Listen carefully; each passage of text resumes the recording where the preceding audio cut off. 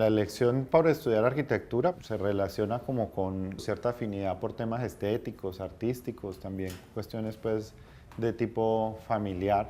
Mi papá es arquitecto, mi hermano mayor es arquitecto, nuestras esposas lo son también.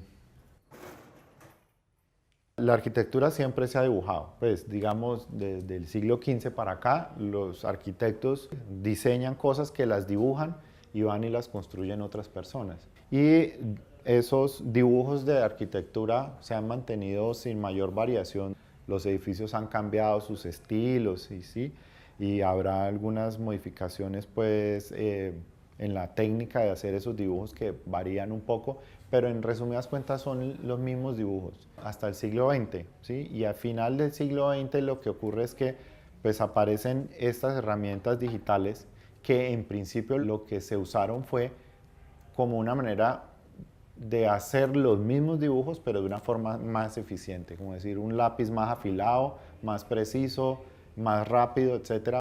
Pero de manera más reciente, estas herramientas digitales permiten hacer procesos un poco más complejos, que no son simplemente dibujar, sino que permiten incorporar más información en los modelos digitales en función de algo muy específico que le apunte a la sostenibilidad. Para mí la sostenibilidad como tal es como una meta y lo que se procura es disminuir siempre el impacto que produce lo que nosotros hacemos. Siempre que uno construye algo está inevitablemente haciendo una transformación de cosas que vienen de la naturaleza, que las está interviniendo, pues como tal pierden su carácter natural y se convierten en elementos artificiales y unos de esos pues en el tiempo producen unos efectos que son más nocivos que otros.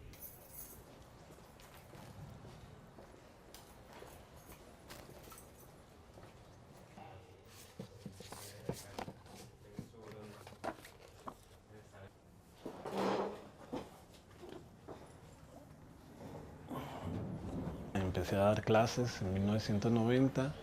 Llegué a periodismo, al área de prensa, pero tenía particular interés en las relaciones entre tecnología y educación.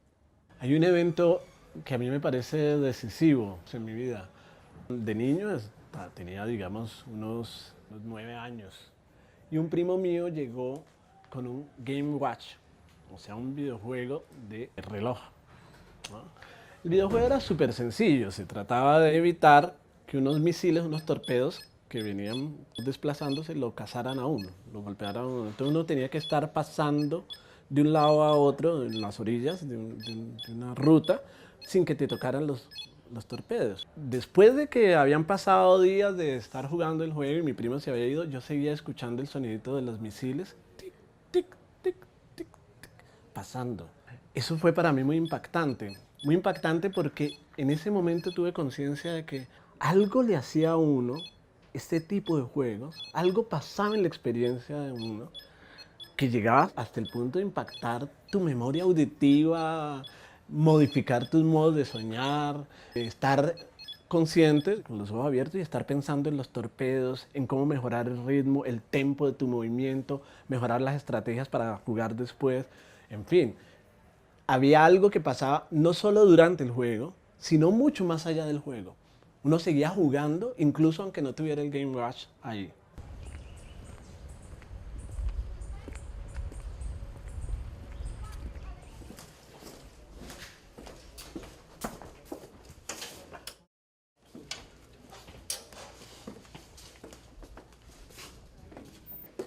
Yo soy antioqueña, pero ya radicada en el Valle y en Cali desde hace muchos años. Estudié mi bachillerato y la universidad en Bogotá, viví en Bogotá muchos años y me vinculé con la Universidad del Valle en el año 96.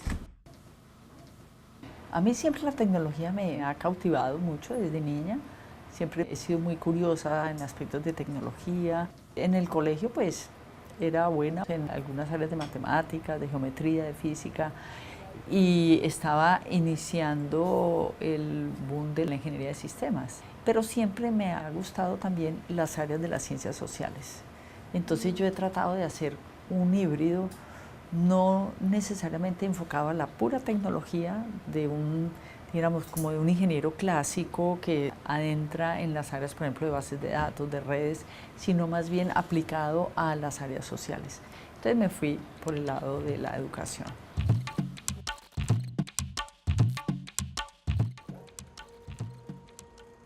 Lo que hacemos en este espacio es prototipos, o sea, maquetas, la mayoría de las veces, que tienen como condición que han sido modeladas digitalmente de manera previa y que luego aquí se utilizan equipos de impresión 3D o equipos de corte láser para producir de una manera automatizada su contraparte física.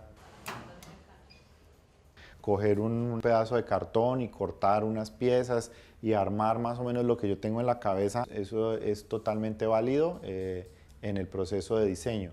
Lo que pasa es que aquí hay unas exploraciones que son un poco más sofisticadas, digámoslo así, en donde por la complejidad que tiene esto como forma, no es tan viable construir esa maqueta con las herramientas convencionales y por eso en este caso, por ejemplo, se ha recurrido a un proceso de impresión 3D.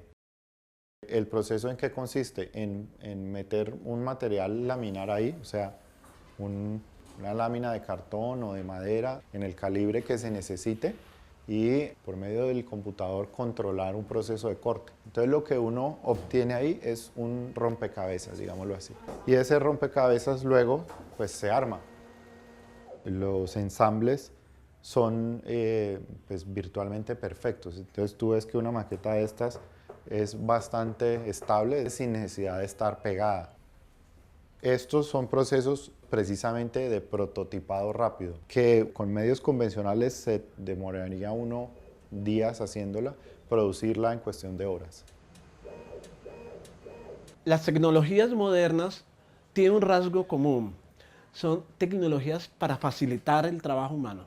Desde el carro hasta la máquina de escribir, la grúa, incluso el termómetro para mejorar la medición de la temperatura. Reemplazan cálculos humanos. Ese tipo de tecnologías en el campo educativo son un problema.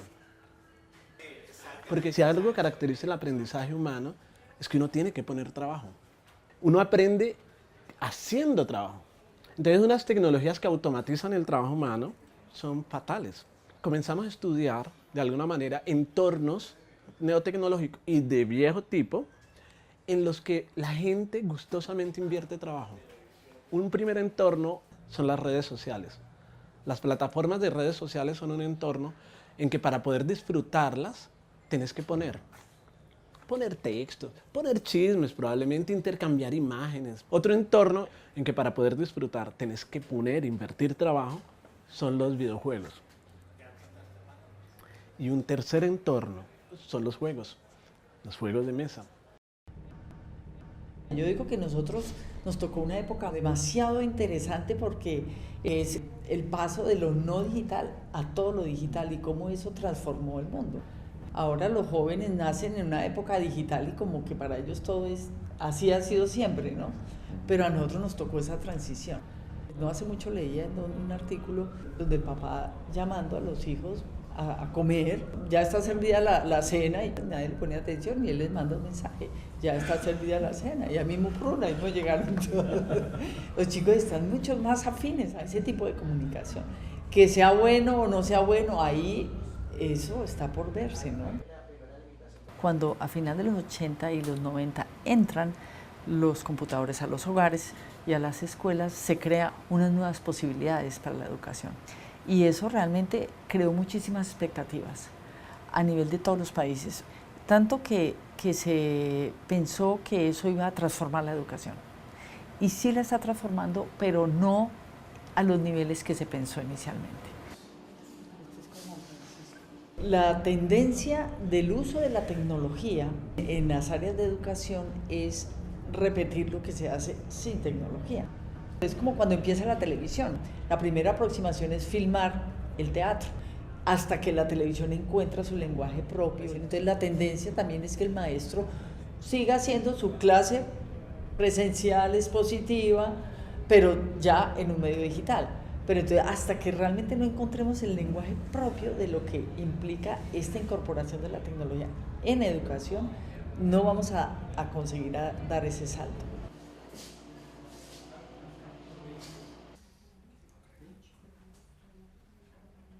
El dibujo a mano, en general en arquitectura, no pierde su valor, sobre todo en esas etapas iniciales, en donde hay que como poner en comunicación lo que uno tiene en la mente con la mano. A partir de ahí se salta directamente al computador, y en el computador tú ya no dibujas planos, sino que tú modelas algo. Cuando el arquitecto hace la primera línea y esa línea, por ejemplo, representa un muro, ¿sí?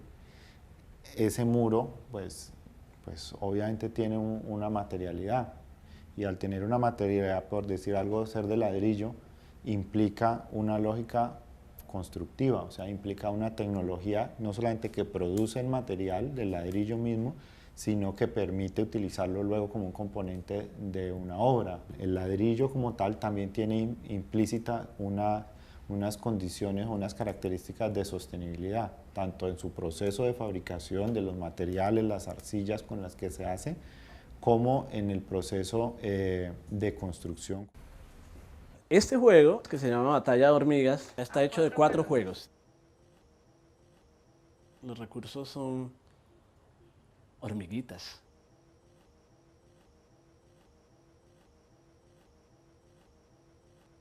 hojas, agua,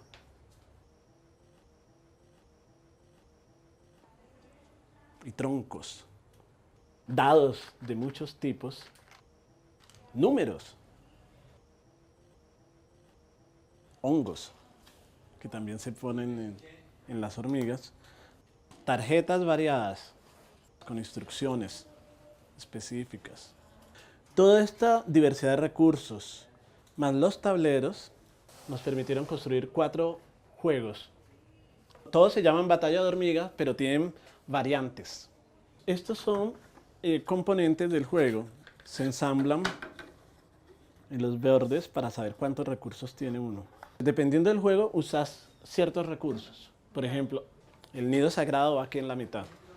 Y este recurso es particularmente útil en este juego. Lo que sí es común es estas piezas, que son 4 tipos de hormigas. Todas tienen reinas, todas tienen sus zánganos, sus machos, el tipo de lote o coordenada. Entonces, arena, agua, pasto, piedra. Tenemos dados rojos y dados blancos. Si entiendes tecnología como aparatos, hay algo de aparato aquí. Pero si entiendes la tecnología como procedimientos, es mucho más clara. Los juegos especifican unas cuantas reglas y permiten que, y ahí es la clave, las ejecuciones, o sea, el modo como la gente los juega, encuentre infinitas soluciones. La tecnología en este caso, en el caso de los juegos, no está solo en la materialidad, ojo, sino en las reglas.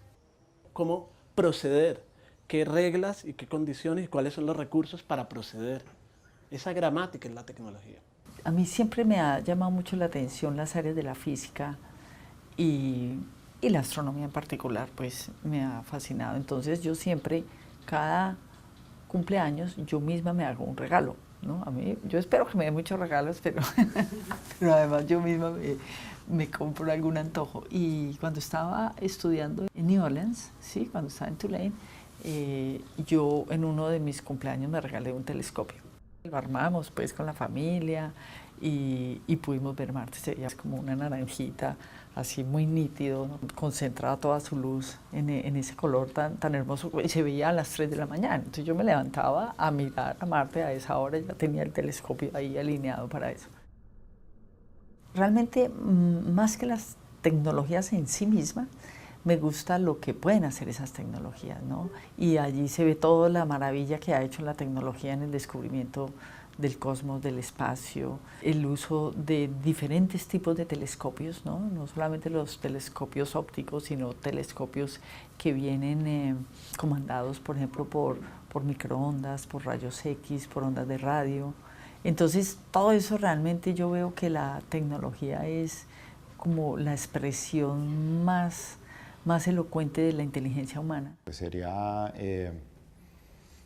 equivocado es pensar que tecnología es solamente la tecnología de punta. Los grupos, por ejemplo, indígenas, tenían o tienen una tecnología con la cual ellos resuelven sus construcciones, en el caso de la arquitectura. Entonces, también implica una apropiación cultural. La tecnología hace parte de la cultura de nosotros.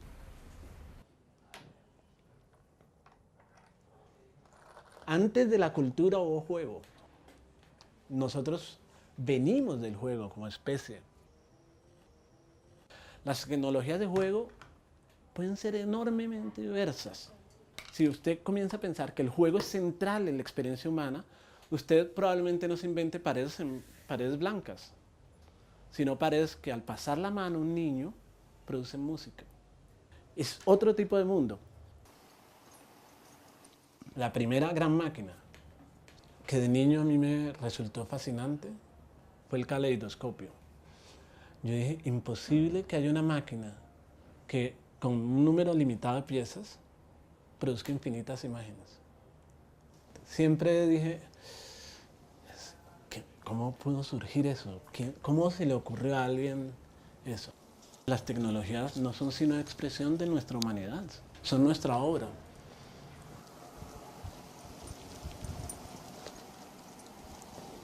El ser humano, a partir de estas nuevas tecnologías, dijéramos, va ganando unas habilidades, va ganando nuevas habilidades, por ejemplo, habilidades de búsqueda, habilidades de selección de información, pero va perdiendo otras. Está perdiendo notablemente su habilidad de cálculo. Yo recuerdo en el colegio, a nosotros la profesora nos hacía exámenes de 5 más 10 por 20 dividido 2, súmele la diferencia, no sé qué, y un chin, iba siguiendo y daba la respuesta. Ahora los chicos incapaces, no pueden, porque es que están ganando otras cosas más estratégicas tal vez, y lo demás, lo que es más mecánico, se lo están dejando a las máquinas. El momento de mayor impacto en relación con las tecnologías tuvo que ver con la ciencia ficción leída. En particular una novela de los hermanos Strugatsky, que se llama Yanella, que era una historia de una mujer extraterrestre con la que topa una nave humana. Esta mujer es preciosa, viene vestida de dorado y después se descubre que viene de dorado porque el hecho de encontrarse con otra civilización significa que va a morir y es su traje de luto.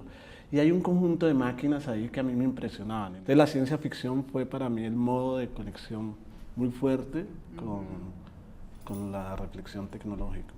Yo desde niña siempre tuve mucha inclinación por la tecnología. Me encantaba en la casa desbaratar cosas, desbaratar radios. Y a mí también una película me llamó mucho la atención, que fue 2001, Odisea del Espacio. Esa película me encantó sobre todo porque muestra toda la creatividad, la inteligencia del ser humano y cómo desde los primeros instrumentos del ser humano, ahí se crea la tecnología, ¿no? Entonces me pareció muy linda esa metáfora que hace la película. Pues para mí la película fue la trilogía de Matrix, porque fue en donde como que me di cuenta lo que implicaba el concepto del ciberespacio en la arquitectura. Las películas parecen jugar un papel importante en esta iniciación, o la literatura, la iniciación tecnológica. Cuando yo terminé bachillerato, mi hermano estaba estudiando ingeniería de sistemas, pero en esa época los computadores eran de esos grandotes, Pantalla los verde. Unix, no, y ni siquiera pantallas. Eran de tarjetas tarjetas y las salas de cómputo eran unas habitaciones gigantescas y los que estaban allá adentro eran vestidos como con unos gorros y con unos batas, ¿no? Eso era parecía el otro mundo, sí. Pues por todo lo que él me contaba y todo esto, yo terminé también estudiando sistemas y la evolución que se dio dentro de la misma carrera, desde los mainframe, equipos gigantes hasta los mini computadores, ¿no? En una carrera de 5 años, el cambio tecnológico fue muy grande. Hay un artículo de la revista Time, como del 2011, en donde hablan sobre un futurólogo que se llama Raymond Kurzweil, norteamericano, que desarrolló como una línea de tiempo de la tecnología en función de la ley de Moore. Claro, Y muestra cómo exponencialmente va creciendo la capacidad de procesamiento de datos, y él lo lleva hacia atrás, hacia los desarrollos tecnológicos más incipientes, digamos, y luego lo lleva hacia el futuro y lo pone en el 2045 en un punto supremamente crítico, en donde él habla que va a ocurrir una singularidad. Un quiebre ahí. Un quiebre en la historia de la humanidad, porque en ese punto, según su cálculo, la capacidad de procesamiento de las máquinas va a sobrepasar la capacidad de raciocinio, digamos, de todas las mentes de la humanidad combinadas. No, y de hecho eso ya se ve, ¿no? O sea, la capacidad de los equipos que se duplica más o menos cada 18 meses, y la producción de información que también se duplica, tengo entendido, como de 18 a 24 meses. O sea, es una progresión geométrica impresionante que ya el ser humano no consigue asimilar, ¿no? Entonces, por lo menos no individualmente. Hay unos estudios que se llaman de neuroarqueología. Uno dice, neuroarqueología, esa cosa tan extraña, ¿de qué se trata? Resulta que a algunos investigadores se les ha ocurrido un poco intentar entender el impacto de las tecnologías prehistóricas en la configuración del cerebro. Y entonces lo que están haciendo ahora es, por ejemplo, todas las piezas arqueológicas, muchas piezas, están poniendo a personas a usarlas o a construirlas. Y al mismo tiempo les ponen sensores en la cabeza para ver qué conexiones cerebrales se requerían o se ponían en marcha para usar esos dispositivos y poder inferir de manera indirecta qué le pasaba a los, digamos, neandertals o los primeros Homo sapiens en relación a esas tecnologías existentes. Es muy ingenioso que se usen tecnologías actuales para ver el funcionamiento del pasado a través de las viejas tecnologías.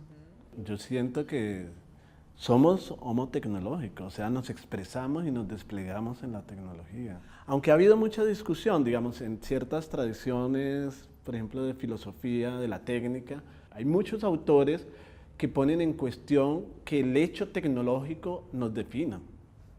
Y claramente hay una humanidad extratecnológica. Pero, o sea, no podemos ser humanos por fuera de los entornos tecnológicos. Detrás de todo hay hechos tecnológicos. Entonces no hay lado de afuera de la tecnología hoy. Por ejemplo, cuando uno se pone a ver el uso de Internet, ¿no? Y cómo a partir de la misma evolución de lo que ha sido esa tecnologías digitales, los seres humanos empiezan a crear diferentes usos. Entonces, cuando arrancan todas estas tecnologías de Internet, que son muy descriptivas inicialmente, donde la gente entra es como espectador a mirar asuntos, mirar contenidos, y después con este paso hacia las tecnologías Web 2, donde los usuarios son ya autores. Entonces, la misma tecnología de pronto no cambió mucho, pero el uso cambió notablemente. Nadie veía venir lo que se nos vino ahora.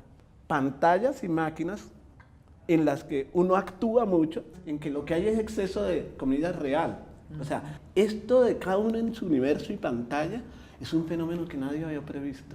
El primer Blade Runner y este Blade Runner continúan haciendo algunas de las preguntas claves sobre el destino humano en relación a las tecnologías y sobre algo que cada vez es más importante en la discusión ética contemporánea, es el estatuto de aquellos que son personas no humanas y sus derechos. Entonces Blade Runner, de alguna manera, esta segunda parte, expresó en términos cinematográficos la discusión ética sobre el destino de un mundo en que ha habido presencia de personas no humanas que merecen ser reconocidas, pero también presencias de producciones humanas que no son humanas y que van a tener estatus. Y en la medida en que todos los avances de la inteligencia artificial y de la simulación se van logrando, eso es muy posible. Porque es que cada vez las máquinas van adquiriendo un aspecto humano mayor. No podemos ni anticiparnos los bordes de eso que se nos viene. Por ahora lo vemos en las películas, pero...